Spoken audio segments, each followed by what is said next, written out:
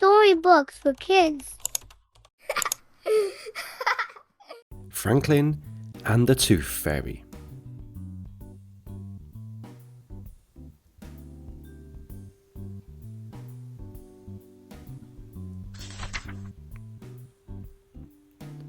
Franklin could count by twos and tie his shoes. He had lots of good friends and one best friend named Bear. Franklin and Bear were the same age. They lived in the same neighborhood. They liked the same games. But one morning, Franklin discovered a way that he and Bear were different.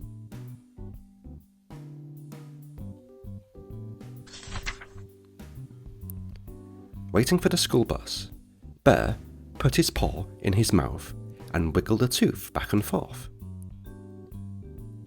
It jiggled and wiggled, and then, with a tug, it came out. "Look at this," said Bear. "I lost my first tooth."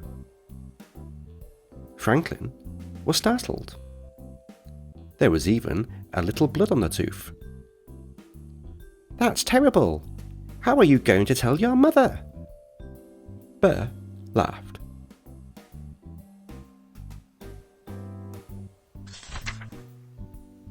"My teeth are supposed to fall out," said Bear.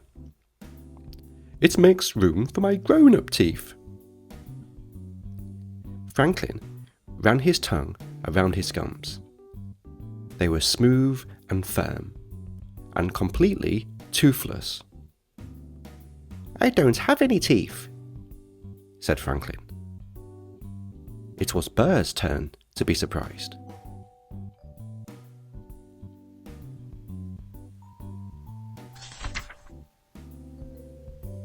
Franklin's friends shook their heads sadly. "Too bad," they said. Franklin wondered why. He had never needed teeth before. Bear wrapped his tooth in a bit of tissue and put it in his backpack. "I need to keep this safe," he said.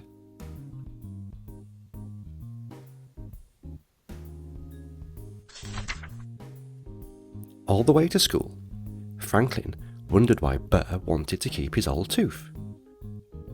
Especially if he was going to get a brand new grown-up tooth. Now that was exciting. "Why do you want to keep your tooth?" asked Franklin. "Won't you get a big one soon?" All his friends looked at him with amazement.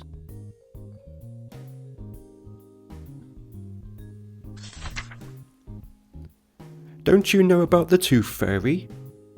asked Fox. Franklin shook his head. "At night, before you go to sleep, you put your baby tooth under your pillow. Then the Tooth Fairy comes and takes the tooth away," explained Fox. "But that's stealing," said Franklin.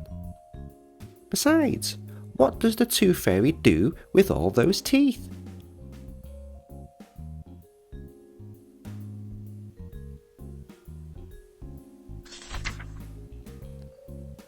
There was a long pause.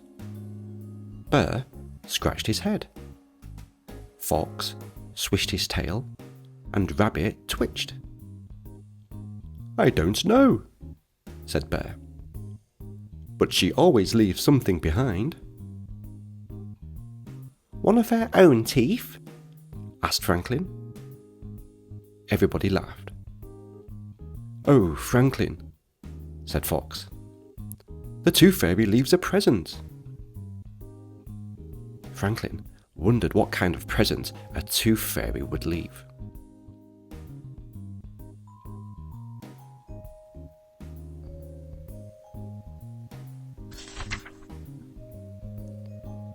"I hope we get some money," said Bear. "When I lost my first tooth, I got a new book," said Raccoon. "I got crayons," Fox said. Franklin rubbed his gums. He wished he had a tooth to leave for the Tooth Fairy. He wanted a present too.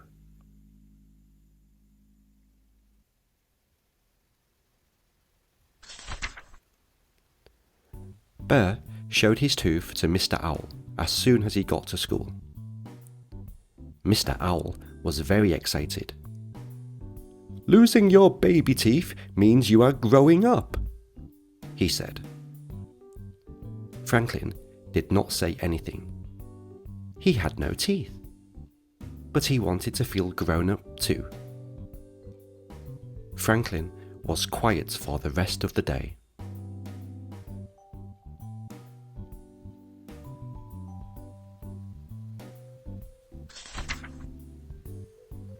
Even at home, Franklin was quieter than usual. "What's wrong?" asked Franklin's mother. "I don't have any teeth," he answered. "Neither do we," said his father. "That's the way turtles are." "But I want teeth," said Franklin. His parents looked surprised.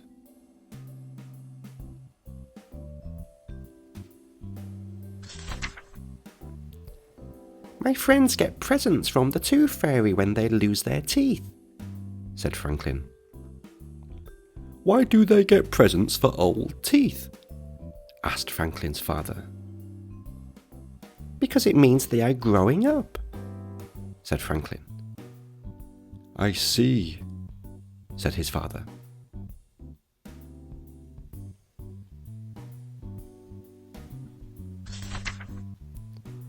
That night, just before bed, Franklin had a good idea.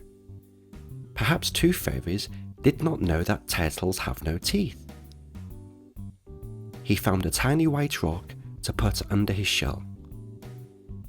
He asked his mother to help him write a note. It read, "Dear Tooth Fairy, this is a turtle tooth. You may not have seen one before.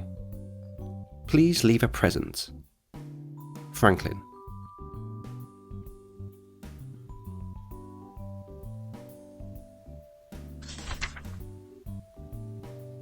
Franklin woke up very early the next morning. He looked under his shell. The rock was gone, but there was a note instead of a present. He ran to his parents' room. "What does it say?" he asked. Franklin's father put on his reading glasses. "Dear Franklin, sorry. Turtles don't have teeth. Good try. Your friend, the Tooth Fairy."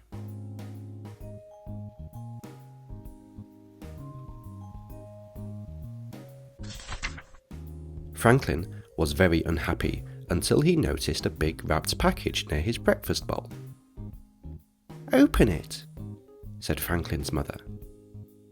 Inside was a beautiful book. "Who is it from?" asked Franklin. "From us," said his parents. "To celebrate your growing up." Franklin stood very tall. "Thank you." From then on, Franklin didn't worry about being different from Bear. He knew that, in all the important ways, he and Bear were exactly the same. The end. Thank you for watching, and I'll see you on the next one.